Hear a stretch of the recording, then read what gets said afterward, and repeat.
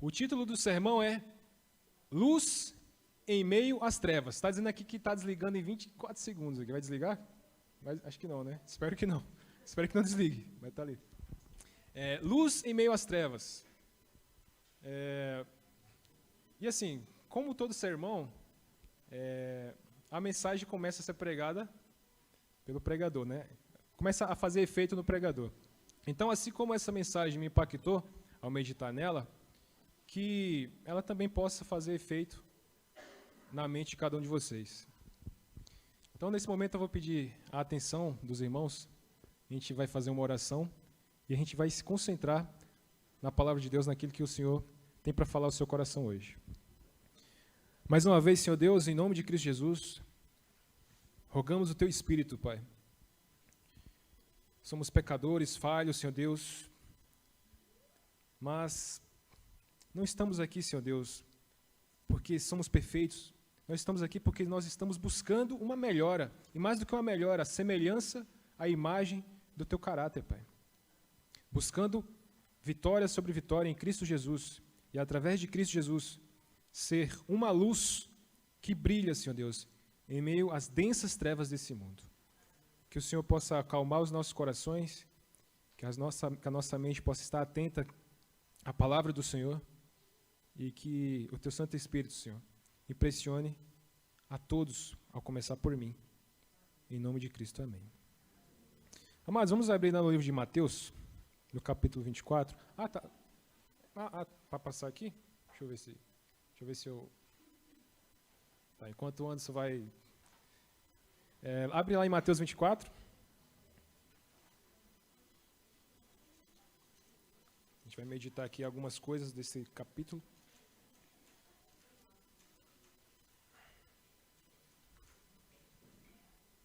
Deixa eu só fazer o teste aqui. Está funcionando pelo menos? Deixa eu ver.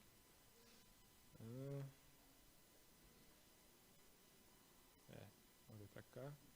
Aqui não está funcionando, mas... Enfim, vamos lá. Então, assim, conhecemos o capítulo, né, o conteúdo do livro de Mateus, do capítulo 24 de Mateus. Os discípulos, em determinado momento, passeando com Jesus ali no templo, mostra ali a estrutura, etc. E Jesus, de repente, vai falar assim, olha, vedes tudo isso? Não, vai ficar pedra sobre pedra. E os discípulos ficam angustiados, mas como assim? Que negócio é esse? Depois vão perguntar para Jesus quando que ia acontecer essas coisas, quando que seria o fim do mundo. E Jesus começa a explicar para eles alguns eventos que iriam acontecer. Vai acontecer guerras, vai acontecer isso e aquilo, peste, terremotos, tal, etc. Mas eu gostaria de focar hoje na meditação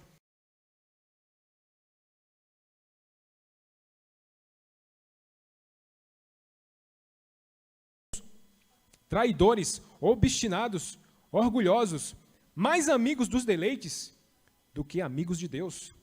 Olha comigo no capítulo 4, do versículo 1 a 4. Aqui mesmo. Conjuro-te, pois, diante de Deus e do Senhor Jesus Cristo, que há de julgar os vivos e os mortos da sua vinda e no seu reino, que pregues a palavra, instes a tempo e fora de tempo, redarguas, repreendas, exortes, com toda a longanimidade e doutrina, porque virá tempo em que não suportarão a sã doutrina, mas tendo comichão nos ouvidos, amontoarão para si doutores, conforme as suas próprias concupiscências. E fala que vão desviar os ouvidos da verdade. Amados, em um momento da história mais crítico da história do cristianismo, quando estivesse bem próximo da volta de Cristo Jesus, que estaria acontecendo de uma forma tão natural que qualquer um aqui, ao ler esse texto aqui, parece até que você acabou de ouvir de repente uma notícia que saiu no jornal de determinada situação religiosa, ou grupo religioso, que pratica as coisas que estão aqui. E a gente percebe o que está acontecendo na sociedade é que, quanto mais o tempo passa, as pessoas vão ficando mais frias, indiferentes às coisas espirituais. Em que sentido? Vamos pegar um exemplo prático. Lembra que antes da pandemia, as igrejas, não só adventistas não, né? Como que eram as igrejas em número de pessoas, questão de quantidade de pessoas? Todas lotadas, tínhamos que colocar às vezes cadeiras aqui, eu lembro isso aqui, em outras igrejas por aí. E como que está a situação? Infelizmente eu vou passar agora, eu pedi para o... não, dá para me passar aqui. Infelizmente vocês não vão poder ver, mas quem está aqui de repente vai poder virar. Mas assim, eu fiz algumas pesquisas sobre como anda, digamos assim, o mundo cristão, no geral, tá? Adventistas, não adventistas, o mundo cristão no geral. E essas pesquisas, elas mostram algo que é alarmante. É ao mesmo tempo o cumprimento da profecia. Mas não é algo determinante em nossas vidas. Não é algo que necessariamente precisa acontecer em nossas vidas, amados. Agora vai passar? É aqui? Então vamos lá. Eu vou só ler aqui, né, aquilo que eu puder. Pesquisa sobre a geração Z. O que é a geração Z? É aquelas pessoas que nasceram entre os anos 97 e 2012. Pessoas que nasceram nessa faixa etária. Tem muita gente aqui nessa faixa etária aí? Entre 97 e 2012? Tem uma galera aí, né? Tem uma galera aí. Essa pesquisa foi específica sobre essa faixa etária de idade, tá? 40% dos entrevistados, adolescentes, né, que se declararam cristãos, nunca leram a Bíblia. 40% foi entrevistado ao redor do mundo, tá? 8 mil pessoas, mais ou menos. 40% nunca. Sabe o que é nunca? É nunca. Nunca leram a Bíblia. E assim, alguns tópicos dessa pesquisa, para perguntar ali, né, questionar ali o ponto de vista deles, alguns eram: crê em Jesus, que Jesus é o Filho de Deus, crê que o perdão dos pecados só é possível pela fé em Cristo Jesus, crê na Bíblia, que é a palavra de Deus, ler as Escrituras, né, por conta própria, pelo menos semanalmente, e orar pelo menos uma vez, né, semanalmente. E aí, algumas questões começaram a chamar bastante a atenção. Deixa eu ver aqui, vou só resumir um pouco aqui. É interessante que grande parte das pessoas dessa pesquisa acreditam que a verdade não pode ser conhecida, ou pelo menos não completamente. Para eles, todos deveriam escolher a verdade que lhes pareça melhor. Mais da metade, 52% dos adolescentes pesquisados globalmente acreditam que todas as religiões ensinam verdades igualmente válidas. Incrivelmente, os adolescentes cristãos têm a mesma probabilidade, porque naquela faixa etária, alguns se diziam cristãos, outros não, né? Então, 53% dos que se diziam cristãos, um pouco mais da metade, diziam que, não importa se é da Ubanda, se você é espírita, se você é adventista, se você... Não importa. Todos os caminhos levam a Deus. Vamos lá, vou passar mais aqui. Vamos lá. Em uma outra pesquisa, menos da metade dos cristãos, agora em faixa etária geral, tá? Nos Estados Unidos, menos da metade acreditam que Jesus não pecou. Você tem noção da gravidade que é isso? Acabou o cristianismo. Pode pegar sua Bíblia e ir embora. Se Jesus pecou, então já era. Ninguém aqui não tem esperança de nada. Paulo vai falar isso também, a Bíblia ensina isso. Olha que interessante. Um estudo do Centro de Pesquisa Cultural da Universidade Cristã do Arizona mostra que desde que a pandemia, Covid começou em 2020, menos cristãos dizem agora que Jesus viveu uma vida sem pecado durante seu tempo na Terra. E a frequência à igreja caiu em cerca de 15 milhões de pessoas semanalmente. A gente pode ver isso empiricamente. Mas o que mais me chocou foi o fato de pessoas não acreditar mais que Jesus foi sem pecado. Então, o cristianismo passou a ser um amuleto da sorte. Esse aqui também é interessante mostrar. E eu tenho que mostrar, né? Porque a Nathalie, ela fez essa parte com tanto carinho que ela merece que eu leia o máximo possível aqui. Vamos lá. O estudo mostra que entre 2020 e 2023, a parcela daqueles que dizem acreditar que Jesus não pecou, ou nunca cometeu pecados, né, durante a vida na Terra, caiu de 58 para 44. A gente lê na Bíblia assim, que por se multiplicar a iniquidade, o amor de muitos esfriará. É isso aqui, Não é necessariamente o amor àquela pessoa que não quer mais o bem da outra, que mata a outra por qualquer coisa. Está relacionado. Mas o foco de Jesus aqui, na mensagem principal, era isso. É as pessoas, cada vez mais, com o passar do tempo, começarem a relativizar as coisas de Deus. Tanto faz se Jesus pecou ou não. Que diferença isso vai fazer na minha vida? E o mais preocupante é que de 2020 para 2023, de 58% caiu para 44%. As pessoas que acreditam na santidade de Cristo plenamente. Foi observada também uma tendência descendente entre aqueles que dizem que a Bíblia é inequívoca em seus ensinamentos sobre o aborto, por exemplo. Essa crença caiu de 58% para 44%. Aqueles que dizem que a vida humana é sagrada caiu de 60% para 48%. Percebe que é uma consequência? O amor das pessoas pelas outras, o querer o bem do próximo, a falta disso é uma consequência de algo, de um problema maior. Isso é só a ponta do iceberg. O problema maior a gente não consegue ver assim, de cara, né? Está meio que escondido. É o apreço, o empenho, o interesse, a entrega do coração a Deus. Pela falta do amor a Deus, que essas coisas estão acontecendo e parece que o tempo passa e, infelizmente, a tendência parece que é piorar. Agora eu fiz uma pesquisei, né, sobre, mais relativamente aos adventistas, né? Uma pesquisa mais ou menos entre 100 mil adventistas ao redor do mundo. Deixa eu passar aqui. Alguns aspectos chamam a atenção em relação à vida cristã. Né? 50,5% dos membros que responderam à pesquisa até o final disseram que leram diariamente a Bíblia ou mais de uma vez por dia nos últimos 12 meses. Em aferição semelhante feita em 2017, esse percentual chegava a 51%.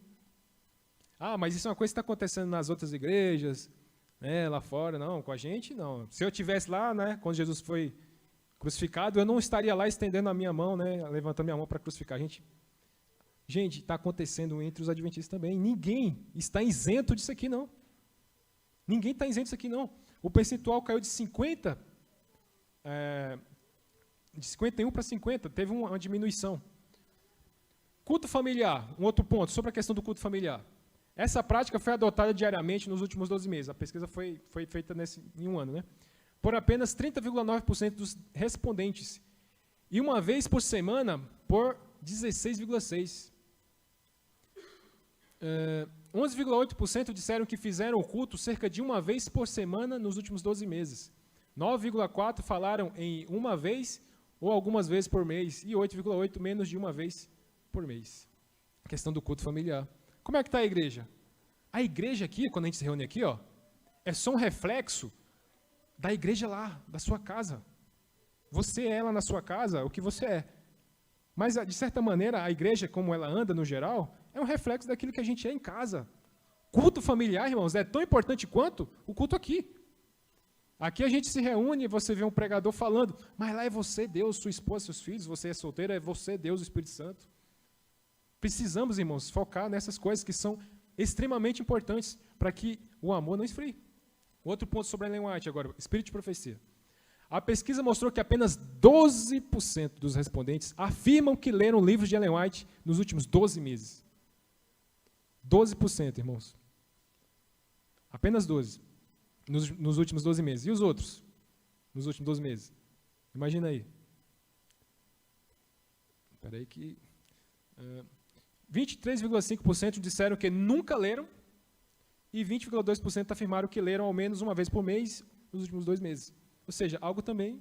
O que a Bíblia vai dizer? Não havendo profecia, o que é que acontece? O povo se corrompe. Temos a profecia, temos a Bíblia. Não precisa ser Ellen White, não. Está aqui, os profetas, maiores, menores, etc. Está aqui. Jesus falou para os fariseus lá naquela parábola lá do publicano, do rico Lázaro.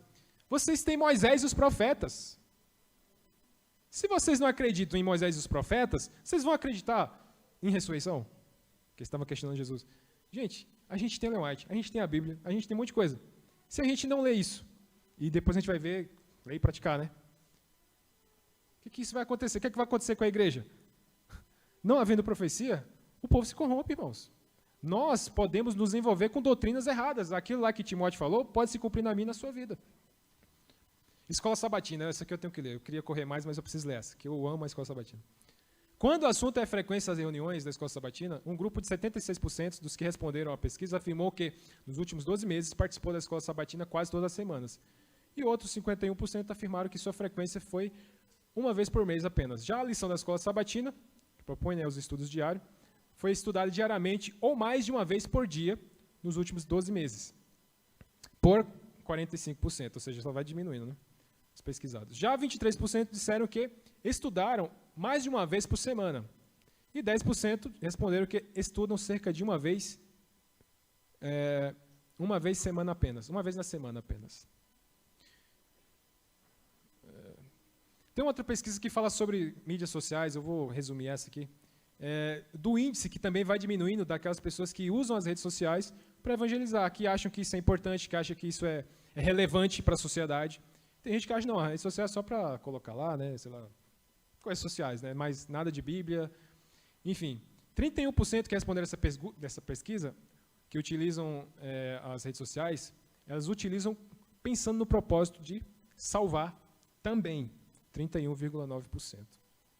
Então, a gente percebe o seguinte, que é uma minoria, irmãos. É uma minoria que tende a se comprometer de fato com a palavra de Deus, com as coisas espirituais, com o amor de Deus.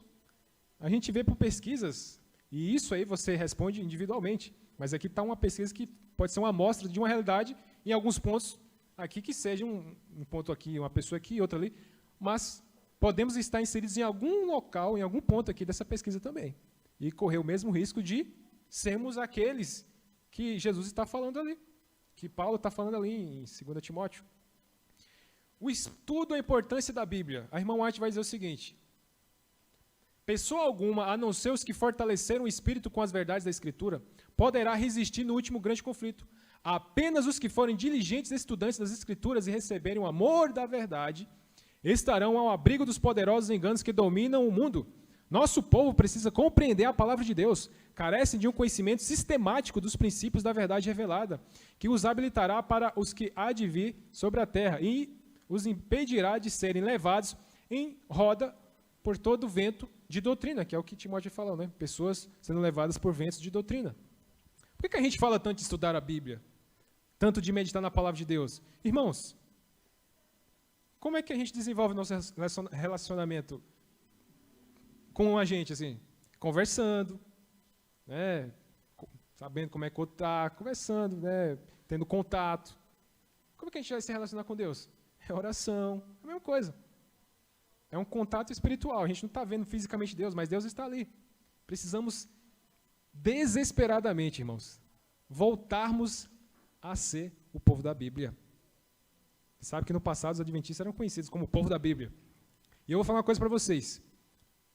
Nós só seremos conhecidos ou reconhecidos como o povo que ama se nós formos o povo da Bíblia.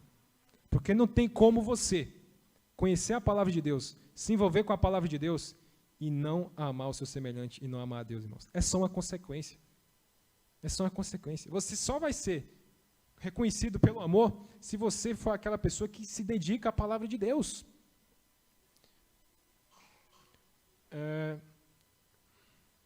Deixa eu colocar aqui. Sacudidura. Introdução divisões na igreja. Desenvolver-se-ão 2 partidos. O trigo e o joio crescerão juntos para a ceifa. Haverá uma sacudidura da peneira. No devido tempo, a palha precisa ser separada do trigo. Por se multiplicar a iniquidade, o amor de muitos está esfriando. Este é precisamente o tempo em que o genuíno será o mais forte. A irmã White está comentando esse texto da Bíblia aqui que fala sobre o amor esfriar. É uma sacudidura, irmãos, é um conflito. É Deus, o Espírito Santo, querendo nos nos incentivando a ler a Bíblia, a se dedicar às coisas espirituais, sermos ativos na igreja, sermos ativos no trabalho.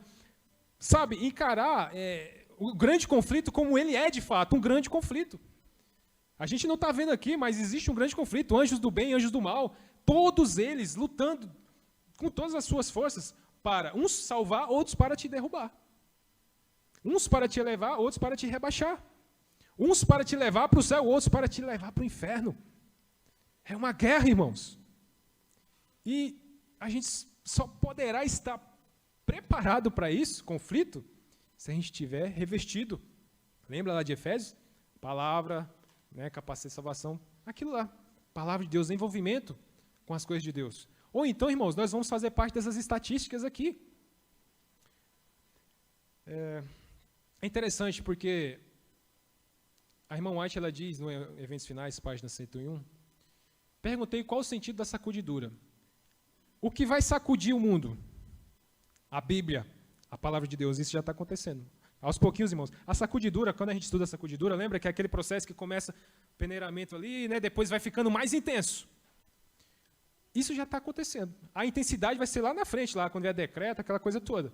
Mas pensa bem, olha como que a Bíblia está sendo rejeitada. A gente vê nas pesquisas, a maioria das pessoas dizendo, a Bíblia não é inspirado. Tem gente que quer fazer uma releitura da Bíblia, trazer a Bíblia para os dias atuais. Ah, não, na época de Moisés, lá, isso aqui significava isso. Mas hoje em dia não. É outra coisa. A Bíblia não é a palavra de Deus, ela contém a palavra de Deus. Isso é um engano diabólico, irmãos. Um engano diabólico. Mas o que causará a sacudidura entre os adventistas? Foi me perguntado, perguntei qual o sentido da sacudidura que eu acabava de presenciar. E foi me mostrado que fora causada pelo positivo testemunho motivado pelo conselho da testemunha fiel aos laodiceanos. Ela está falando dos escritos dela.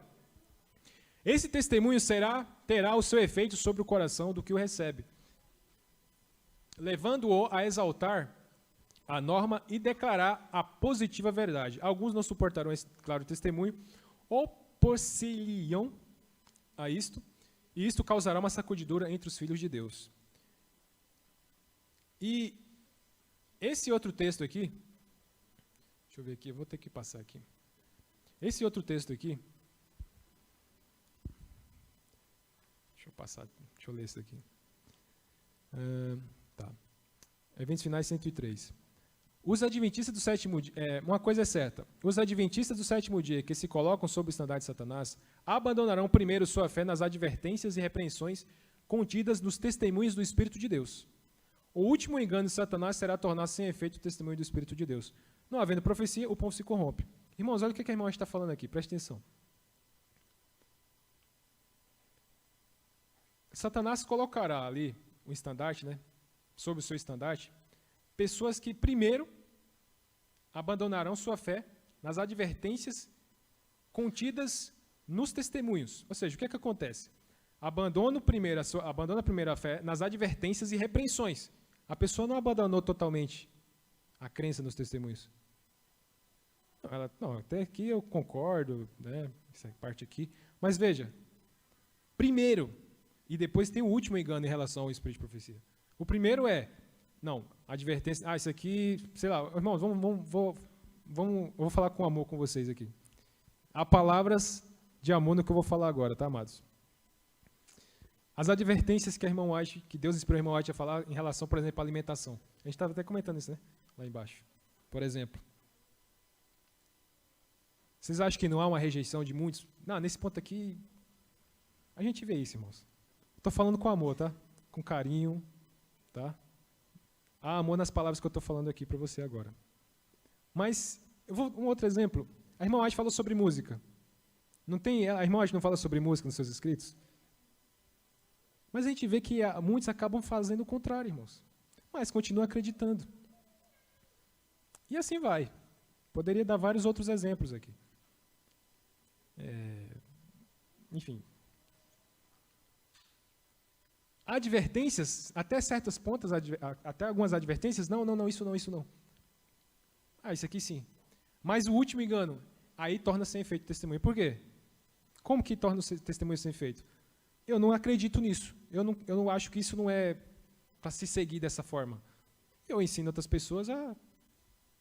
Tem um cantor famoso por aí, que ele é adventista, até crê nos escritos da irmã White. Fala, né? Mas a gente vê algumas coisas que ele fala que é totalmente contrário aos escritos da irmã White. Vou falar por questão de ética, mas os irmãos que... Aí acho que já sabem o que eu estou falando, né? Mas isso acontece, irmãos. Isso acontece.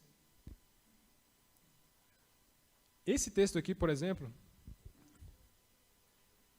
aconteceu literalmente na vida de pelo menos 2 pessoas que eu conheço. E uma delas eu apresentei esse texto. Se de repente ela, porventura, chegar a assistir esse sermão, que o Espírito Santo de Deus toque no coração dela para ela relembrar desse momento que eu conversei com ela. A pessoa não acreditava, abandonou ali a crença nos testemunhos. Depois ela começou a questionar e desacreditar na fé adventista, nas crenças fundamentais, santuário, juiz investigativo. Depois ela começou a questionar a Bíblia. E eu nem sei mais se ela acredita em Deus, não sei. Antes de tudo isso acontecer, eu citei esse texto aqui para ela, que isso iria acontecer por ela, por causa disso aqui, ó. O plano de Satanás é enfraquecer a fé do povo de Deus nos testemunhos, nos escritos da irmã White. Em seguida, vem o ceticismo no tocante aos pontos vitais da nossa fé. Santuário, juízo investigativo, etc. As colunas de nossa posição. Depois, as dúvidas acerca das escrituras. A Bíblia foi adulterada, a Bíblia foi escrita por homens, não acredito na Bíblia, ou coisa parecida. E então a caminhada descendente para a perdição.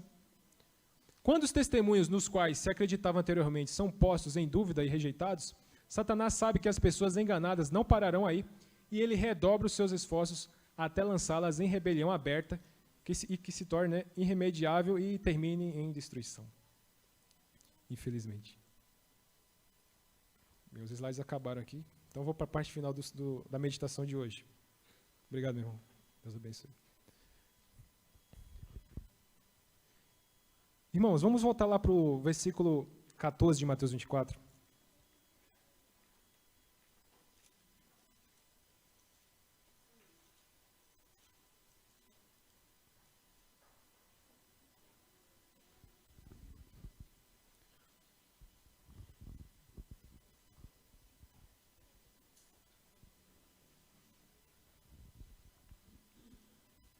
Lembra qual que é o título do sermão?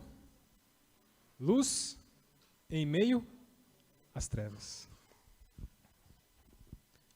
Aí? Eu vou ler novamente o versículo 14. E este evangelho do reino será pregado em todo o mundo, em testemunho a todas as nações, e então virá o fim.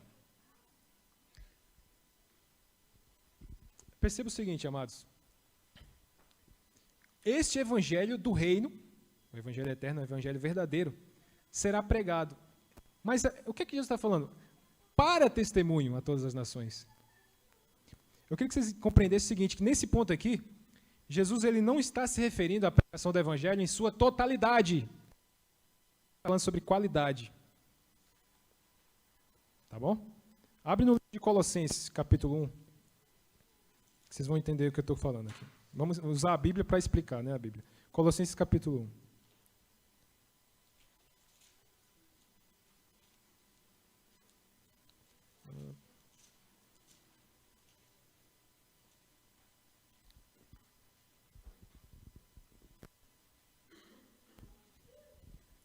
Vou ler o versículo 23.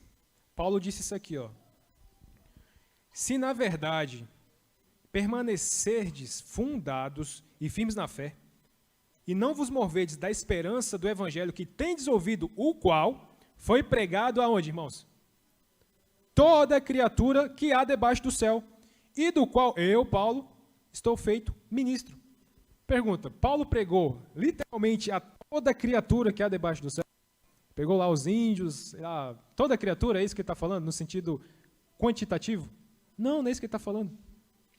Ele está falando no sentido geograficamente, também não necessariamente nesse sentido, tá? Mas é uma expressão para dizer que Paulo ele pregou por todos os lugares que ele passou, debaixo ali do seu território. Então, esse pregar aqui não se refere que toda pessoa, literalmente, cada pessoa em redor do mundo, cada uma vai ouvir alguém chegar lá para ela e vai pregar para ela ali do evangelho. Não, mas a presença do evangelho verdadeiro vai estar ao redor de todo o mundo. Esse é um ponto importante. Abram comigo lá em Lucas, capítulo 13, verso 29. Outro detalhe para a gente fechar o pensamento aqui. Lucas 13, 29, vai falar o quê? Deixa eu esperar alguns abrirem.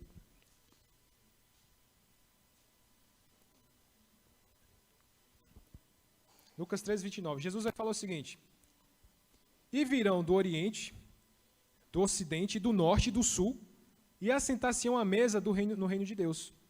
Ele está falando ali com os fariseus, né, falando que muitos dos de Israel iriam ficar de fora, ali no versículo 28, se você quiser ler aí rapidinho. E muitos que não são de dentro iriam ser inseridos, seriam salvos.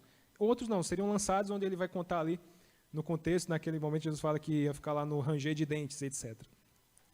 Irmãos, norte, sul, oriente, ocidente, Jesus está falando de regiões muito longínquas de Israel. Jesus está falando de pessoas que nunca ouviram falar de Cristo Jesus.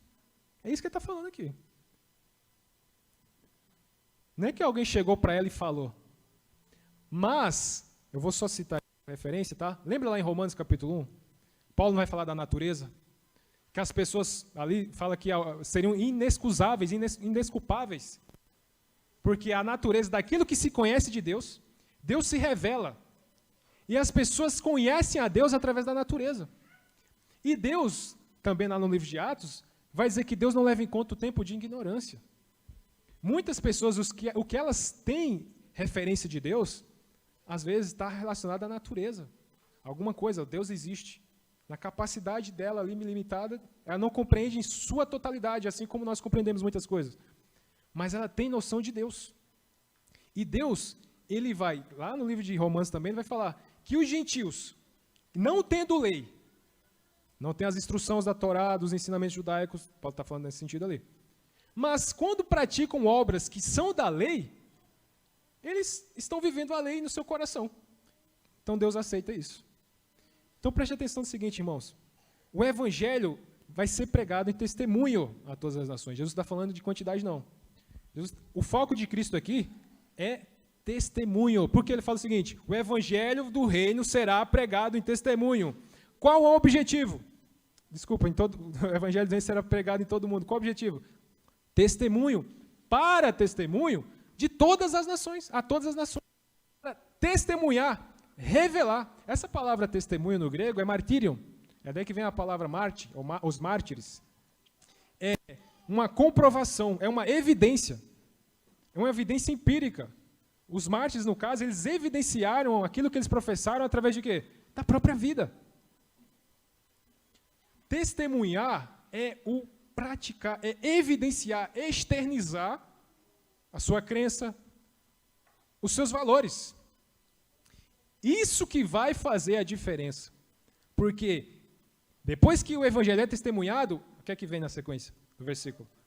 Então virá o fim. Volta para Mateus 24 aí, por favor. Rapidinho, amados.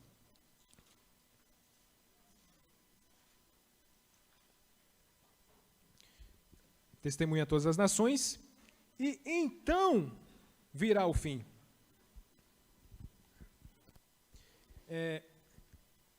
E isso acontece por causa de quê? Desculpa, eu pulei aqui um versículo, né? Se nós lermos aqui o versículo... Cadê? O versículo 13. O versículo 13 vai falar o seguinte. No 12 fala que a multiplicação da iniquidade, né, faz o amor esfriar. As coisas espirituais. Mas existe um remanescente, irmãos. Aquele que persevera até o fim, esse será salvo. Aquele que se mantém firme até o fim, esse se mantém firme ali, sólido na palavra de Deus, apesar do mundo estar em trevas cada vez piores. No mundo religioso a gente vê cada vez mais uma relativização da Bíblia, de coisas morais. Irmãos, o mundo está cada vez mais imoral. E parece que quando você quer falar sobre assuntos cristãos, judaico-cristãos, né, em relação à questão moral, as pessoas acham ruim, incomoda, por causa que a moral bíblica escancara a imoralidade mundana. Mas essas pessoas permanecem de que maneira? Perseverantes. Não é algo fácil. Perseverar não é algo fácil. É uma luta. É uma luta diária. É aquela pessoa, o sentido de perseverar é aquela pessoa que está passando... Lembra de Jó? Lembra de Jó, é isso aí. Olha o que aconteceu com Jó. E olha como Jó chegou no limite da fé dele ali. Mas continuou íntegro. Continuou fiel a Deus. Irmãos, em outras palavras, qual é o momento que uma luz... Vou dar um exemplo da luz aqui. Lembra que o título é Luz em Meio às Trevas. Em que momento que a luz, que nós podemos enxergar mais intensamente o brilho da luz? Em que momento? Oi? Óbvio, né? Quanto mais densas forem as trevas, mais a luz fica mais evidente. Brilha com mais intensidade. Quanto mais a luz, quanto mais as trevas desse mundo estiverem rebaixando as coisas de Deus, quanto mais esse mundo estiver rejeitando as coisas de Deus, mais aqueles que estão perseverando irão revelar, testemunhar, brilhar a luz de Deus. Deixa preparado aí quando eu falei. O hino final vai ser Brilhar por Ti, tá? Eu esqueci de falar isso aí. Amados, eu vou só citar aqui, por causa do tempo. Lá em Mateus 5,14, o que é que Jesus disse? Não se pode esconder uma cidade edificada sobre o monte. Por quê? A cidade está lá sobre o monte. À noite, todo mundo poderia enxergar, de qualquer ponto que você estivesse, aquela cidade. Por causa que as trevas, né, faziam com que a luz se destacasse. Você pode ser o destaque de Deus nesse mundo que jaz no maligno, que jaz nas trevas. Eu gostaria de citar rapidamente com vocês, esse texto aqui eu vou precisar ler, amados. Peço bondosamente a paciência de vocês. Abram comigo em Gênesis capítulo 1.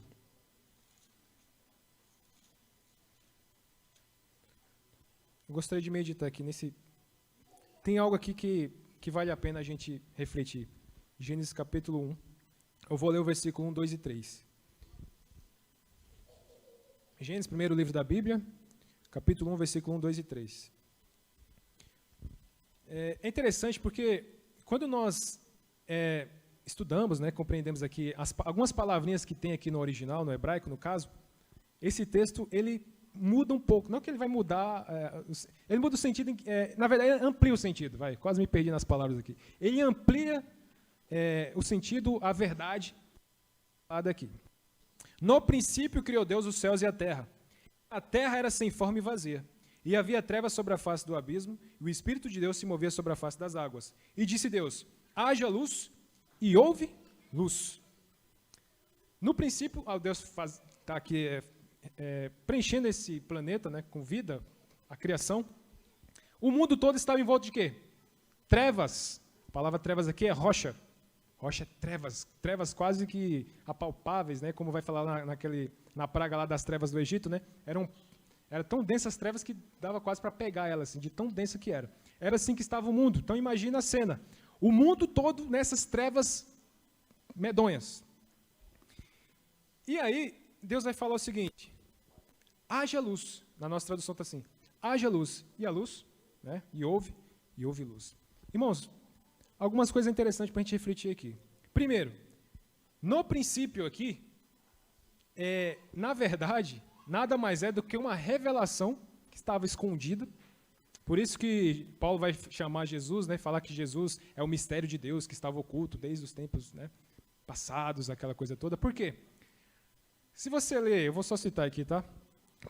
Em Apocalipse 3, versículo 14, Jesus vai ser chamado de o princípio da criação de Deus.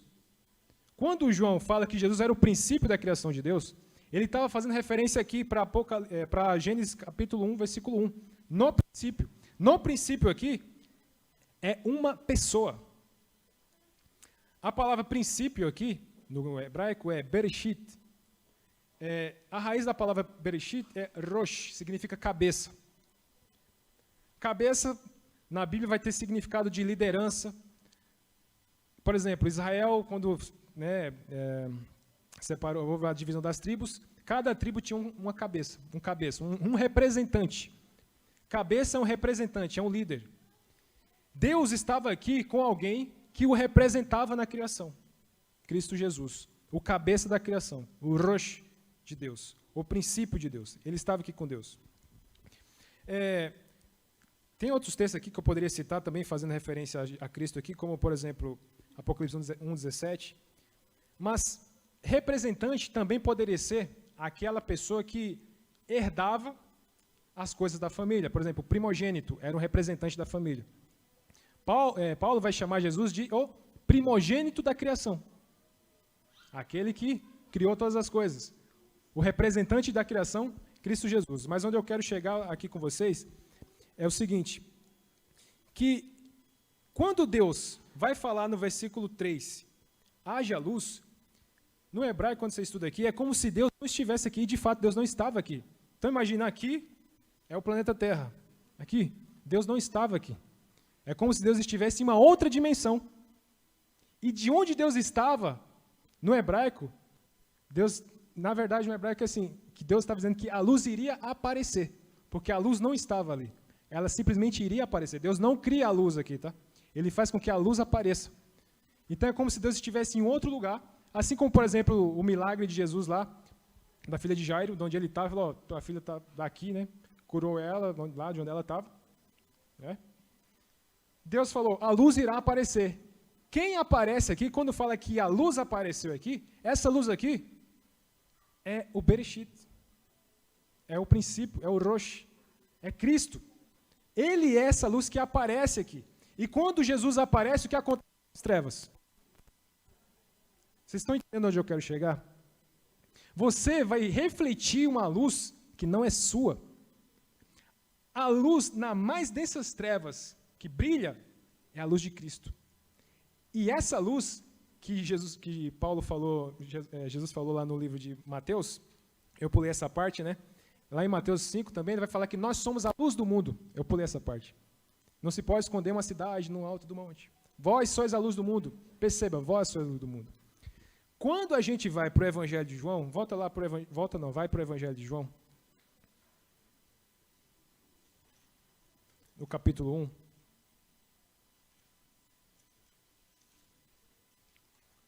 Eu vou ler aqui alguns versículos, tá? Aguenta aí que eu vou concluir.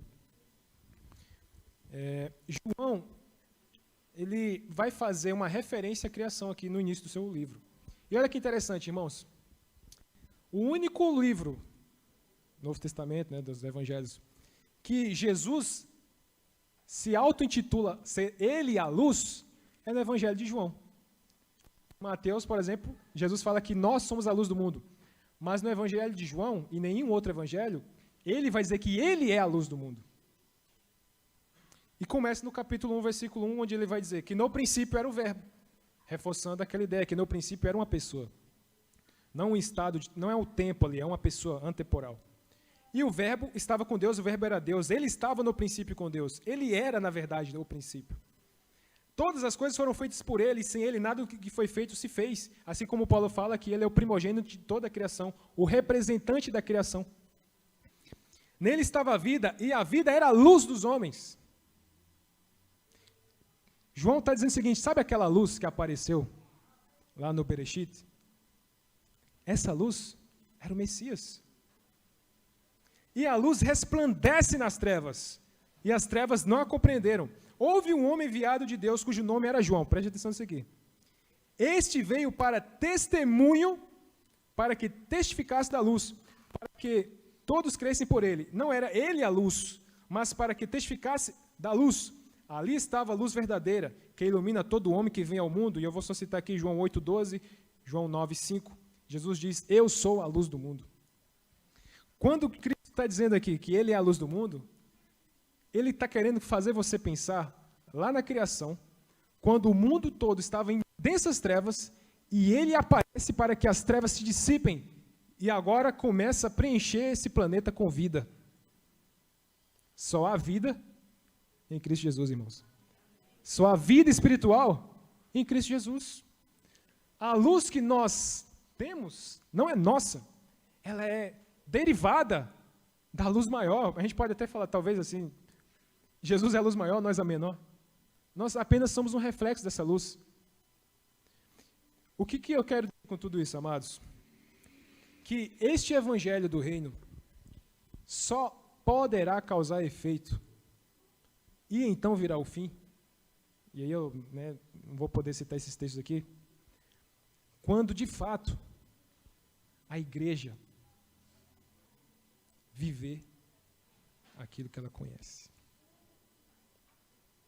Quando, de fato, eu e você, verdadeiramente, irmãos, isso aqui é um desafio, não estou dizendo que eu sou, nossa, eu sou exemplo aqui, ó, faz igual eu. Não estou falando isso. Estou longe. Preciso evoluir muito, crescer muito. Quanto mais eu chego perto de Cristo, e você pode ter certeza disso, mais você vai perceber a sua limitação. Mas quanto mais você se aproximar dele, mais a luz dele vai envolver você. Mais as trevas estarão longe de você. Mais você estará próximo do ideal de Deus, de testemunhar para as pessoas que, por mais que esse mundo vá de mal a pior, existe uma esperança. Por mais que esse mundo aparentemente, não tem jeito, há uma solução. Essa solução não está na política, não está na economia, ela está na pessoa de Cristo Jesus. A gente vai cantar o hino final, e o hino, na verdade, é uma continuação do sermão. Ultimamente eu tenho feito assim, prego, mas no final o hino, o louvor, é uma continuação para concluir o que eu estou falando. E esse hino nós conhecemos, o que ele fala sobre brilhar por Cristo Jesus. E às vezes é difícil. Não vou dizer para você que é fácil, a Bíblia vai dizer que não é fácil ser cristão, ser fiel a Deus. Mas eu vou falar uma coisa para vocês, irmãos. Compensa. Vale a pena. Vale a pena continuar acreditando. Vale a pena, irmãos, nós nos distanciarmos, não fazer parte daquela estatística ali. Que a gente possa fazer parte da estatística boa, daqueles que, a Bíblia diz, que perseveraram até o fim. E testemunharam a todas aquelas pessoas que elas tiveram oportunidade, que a luz de Cristo é a única solução para dissipar as trevas desse mundo. Vamos ficar de pé? Cantar o hino Brilhar por Ti. Amados, antes da oração, eu queria fazer um apelo ao seu coração. Pode ser que, talvez não com você, talvez você conheça alguém, tá? Mas possa ser que, de repente, sabe aquela luz que você brilhava quando conheceu Cristo, quando conheceu o Evangelho, a verdade, né? Ela não está mais como antes. De repente, eu posso estar me referindo aqui a alguém que foi perdendo um pouco desse brilho. O brilho do gosto pela palavra de Deus, estudar a Bíblia, dar estudo bíblico, se interessar por coisas espirituais, pregar o Evangelho, não estou falando de dar estudo bíblico necessariamente, mas aquele folheto, aquele livro, de alguma forma falar de Jesus, e aquele ânimo, aquele brilho nos olhos, aquele fogo no coração, aquela chama ardente, não está mais aí no teu coração. Eu posso estar falando com pessoas aqui que se identificaram com aquelas pesquisas, né? Como anda sua meditação, como anda o estudo da palavra, a escola sabatina, e aqui falo como adventista, né? Mas, no geral, como anda seu relacionamento com Deus. Não deixa a luz apagar, não, irmãos. Não deixa Satanás tirar a tua coroa. A gente cantou que não é fácil ser cristão. Em meio a multidão que vai olhar para você e vai dizer, mas você guarda o sábado, que isso é coisa de besteira, rapaz. Você não come isso, cara. Você não fala palavrão, para com isso. Deixa de ser fanático. Pode ser que você, em algum momento, vai ser chamado disso. Fanático, porque você quer ser fiel, você quer que essa luz brilhe. Eu aprendi uma coisa que eu ouvi com o pastor, esqueci o nome do pastor agora. Mas esse pastor, que eu gosto bastante dele, ele falou o seguinte: deixe que falem isso com você, apenas não seja. Não permita, irmãos, que Satanás vença essa batalha no teu coração, porque a batalha acontece aqui. Desanimar, não vou querer mais igreja, essas coisas aí. E é a verdade, irmãos. Muitos momentos, particularmente na minha vida, eu passei por isso aí de, tá aqui em cima, de repente, tá ali, ficar em dúvida em algumas coisas, e Deus vai trabalhando no coração e a gente se ergue de novo e continua. Aqueles que se perseverarem até o fim, eles serão salvos. Que Deus abençoe você, que você lute com Deus. Esse é meu apelo final. Lute com Deus. De repente, volte a ser aquilo que você era. Você não vai conseguir pelas suas forças. Mas Deus, Ele quer que você volte. E você precisa voltar. Você precisa voltar àquele primeiro amor. Eu preciso todos os dias, irmãos, voltar ao primeiro amor. Todos nós aqui. Vocês entenderam, né? Às vezes a gente está indo num caminho assim. Não deixe essa luz se apagar, irmãos. E nunca esqueça que a luz não é sua. Essa luz é Cristo Jesus, através de você, brilhando nesse mundo de trevas. Ó Senhor Deus, em nome de Cristo, rogamos a Ti, Senhor, que o Senhor quebra esse nosso coração duro, rebelde, que em tantos momentos encontramos desculpas, Senhor Deus, para não estudar, não ler a Bíblia, não pregar, não testemunhar, não falar de Jesus, não falar do Evangelho, não mudar muitas coisas em nós, eu às vezes sou grosso mesmo, mal educado, e às vezes a gente quer arranjar desculpas, Senhor Deus, para os nossos defeitos de caráter, para a forma mal educada que a gente trata as pessoas, tanta coisa, Senhor Deus, o egoísmo no coração. Há um trabalho muito intenso, Senhor Deus, a ser feito em Tua igreja. Faz a Tua obra, Senhor. Não deixe que nós venhamos a ser participantes, Senhor Deus, dessa pesquisa, dessa estatística, em que infelizmente demonstra que o tempo vai passando e parece que os cristãos vão ficando cada vez mais indiferentes com as coisas espirituais. E por consequência disso, as pessoas não amam umas às outras e muito menos a Ti, Senhor Deus. Que o Senhor nos dê força, que o Senhor nos dê ânimo, que nos dê a vitória, Senhor Deus, em nome de Cristo Jesus. Estamos num grande conflito, bem contra o mal. Estamos do lado do bem, Senhor Deus, e pela fé nós iremos vencer em nome de Cristo Jesus, pelo sangue de Cristo Jesus. E nós queremos isso, nós precisamos disso. Mas em nós, Senhor Deus, não há força. E a verdade é que muitas vezes não há nem desejo. A carne muitas vezes fala mais alto. Mas não deixa, Senhor Deus, que a gente faça a nossa vontade. Mas que façamos como Cristo.